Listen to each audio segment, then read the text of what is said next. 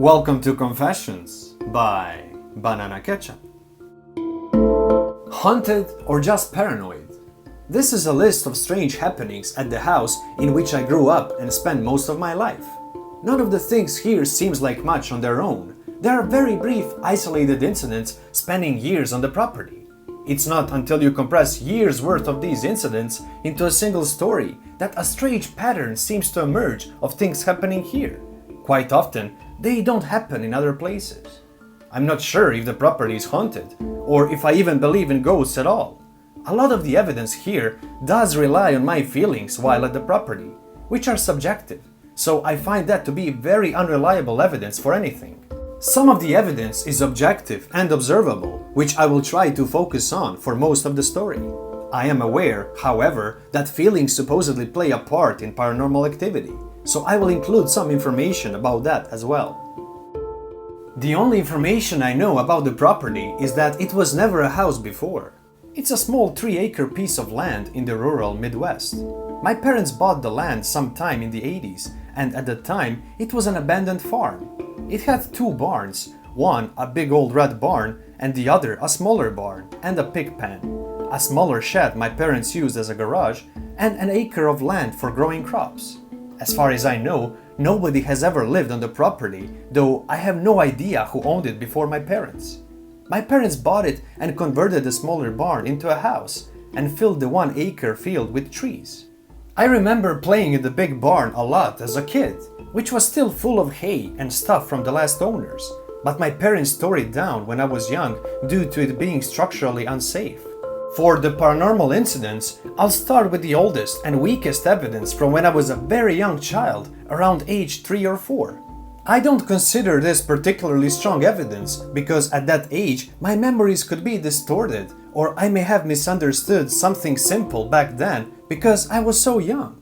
But I remember waking up early in the morning a few times and walking downstairs, sitting on the couch in my living room and hearing a strange whispering-like sound.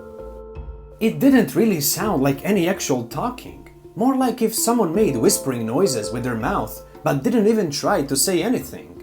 It didn't scare me at the time. In fact, I thought it was cool and would often go downstairs in the morning before anyone else was up just to hear the sound again. I don't think I had any concept of ghosts at the time, so I figured it was just sounds in my ears. Eventually, I stopped hearing the sound and kind of just moved on with my life. Other things I remember from when I was very young, though older than the first incidents, was I started becoming very paranoid in the house around age 5. I became extremely afraid of the dark for some reason, and especially in the upstairs of the house. It was so bad that I slept with my parents until I was about 9. I remember, even when sleeping with my parents, I would be scared and feel like something was going to grab me.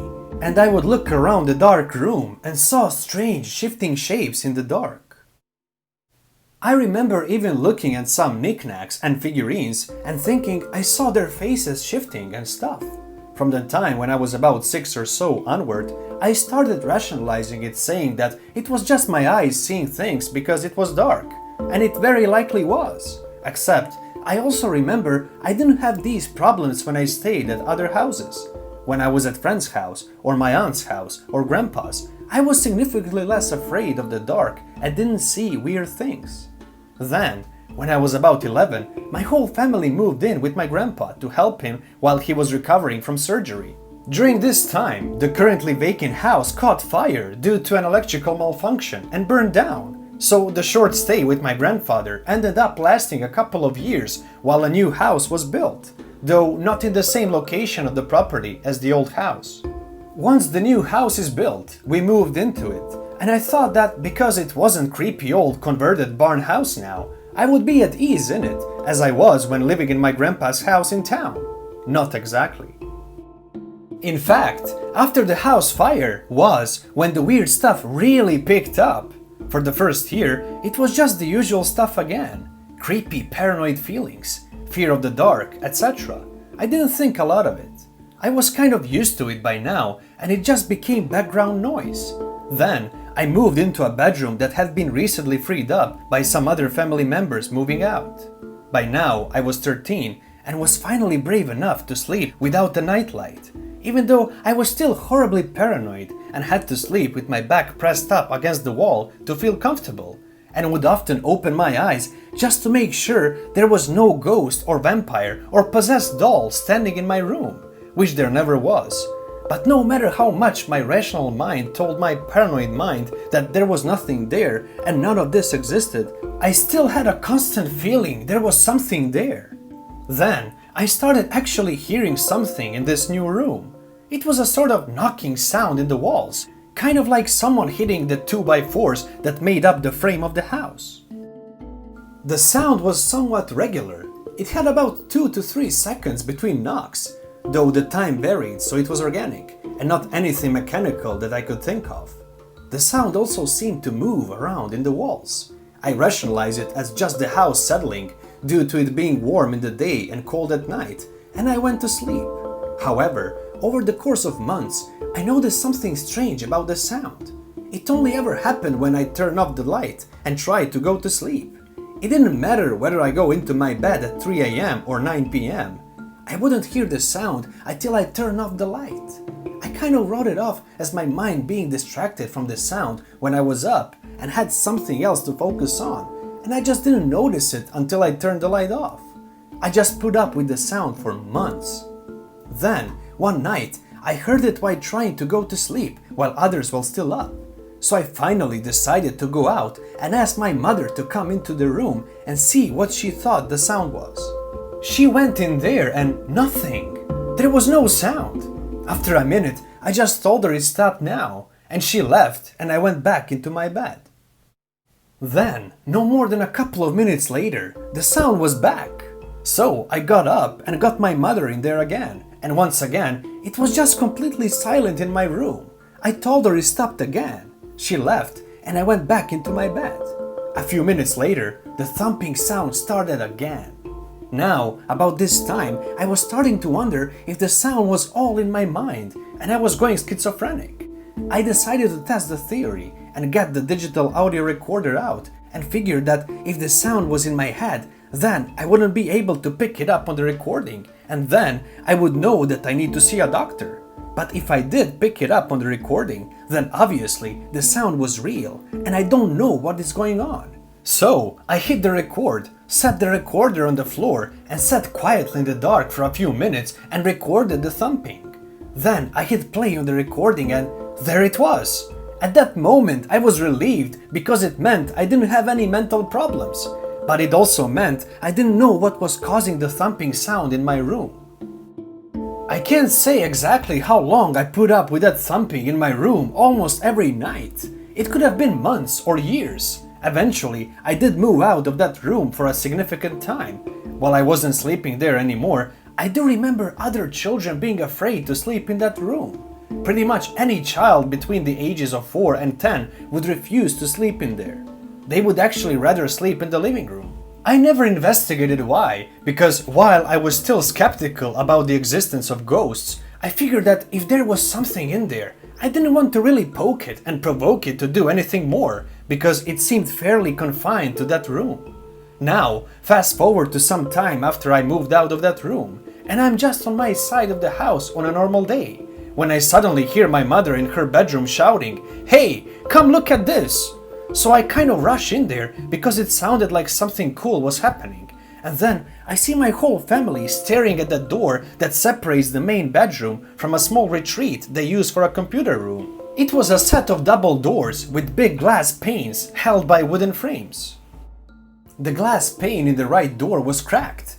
Now, I can't remember if it was spider webbing or just a single crack, but I know the cracks were growing visibly, and I could hear the sort of creaking sound that glass makes when it slowly cracks. And the crack slowly gets bigger and bigger until suddenly the whole glass pane just explodes into a million pieces all over the carpet. Everyone kind of has a reaction like, "Well, that just happened, get the vacuum." When I asked, Mom said nothing had happened to make the door start cracking. It wasn't hit or anything, it just spontaneously exploded. I have no explanation for that. I don't even have a theory. My best guess is there were small microscopic cracks forming over the years, and I guess they finally reached a critical point. I don't know.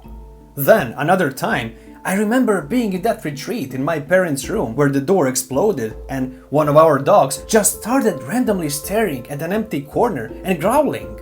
It was certainly a defensive growl.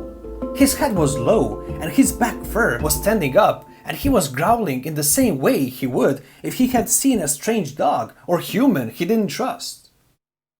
I was rather confused and walked over to the corner just to double check that there wasn't anything like a mouse there, and there wasn't. It was just a completely empty corner. This is absolutely not normal behavior for this dog, or any dog really. Barking at nothing is perfectly normal for dogs, but growling defensively and staring intently at an empty corner of the room is very abnormal. This dog has never done anything like that before or since. Next, sometime as an adult, when I'm 20 or something, I finally moved back into my old room where I used to hear the knocking on the walls, and I notice there is actually no knocking on the walls anymore, so I move in there and sleep rather comfortably. Well, as comfortably as I can, because I still have some paranoia issues at this point, but they're gradually getting better. Then, one morning, I wake up in that room and I notice a hunting knife of mine just randomly balanced on the edge of a table next to my bed. Now, the balancing wasn't paranormal. I checked it, and due to the finger grooves carved into the knife's handle, it is actually very easy to balance it the way it was on the table's edge. What is weird and creepy about it is, I didn't remember balancing it on the edge of a table like that.